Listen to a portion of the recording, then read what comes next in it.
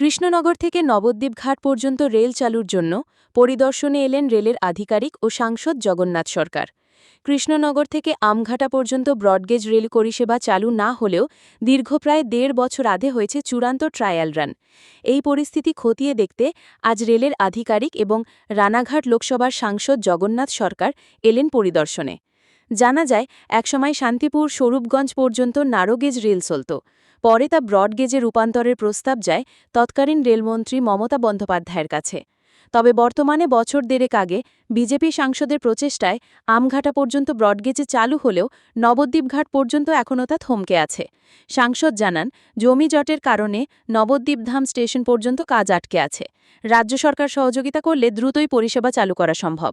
তিনি আরও বলেন, শিয়ালদহ থেকে শান্তিপুর হয়ে কৃষ্ণনগর ও নবদ্বীপধাম পর্যন্ত যদি এসি লোকাল ট্রেন চালানো যায় তবে যাত্রীদের অনেক সুবিধা হবে। পাশাপাশি শান্তিপুর স্টেশনের নাম বদলে শান্তিপুর ধাম স্টেশন রাখারও প্রস্তাব দেন তিনি। देखिए जितना झोपड़ी उपड़ी बना हुआ रोड के जस्ट परमानेंट बिल्डिंग भी बने हुए हैं और जो भी सर मतलब कंक्रीट रूफ नहीं है तो उन लोगों को मालूम है कि ये रेलवे जरूर मतलब नैरो गेज के हिसाब से बनी है। मोटा मोटी सर नैरो का मीटर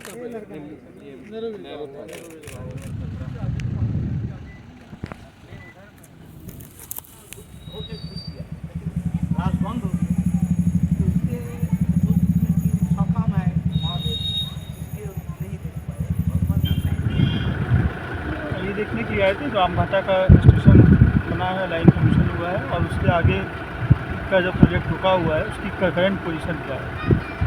यहाँ पे क्या ट्रेन जल्दी चलने की उम्मीद है? अभी कुछ नहीं कह सकते। अभी हमने इसको ग्राउंड पोजीशन देखा है, इसके सारे एस्पेक्ट्स को एग्जामिन किया जाएगा, तभी कोई नहीं बस हो जाता था। और एक सवाल सर, जो एसी लोकल जो चालू हुआ है वहाँ पे कृष्णनगर रानाघाट सारी स्टेशन है, लेकिन शांतिपुर जंक्शन अभी तक नहीं है। तो आगे के उसके लिए कुछ सूचना है? रिक्वायरमेंट होगी, जहाँ पर पैसेंजर्स का रिक्वायरमेंट होगा उस हिसाब से हम लोग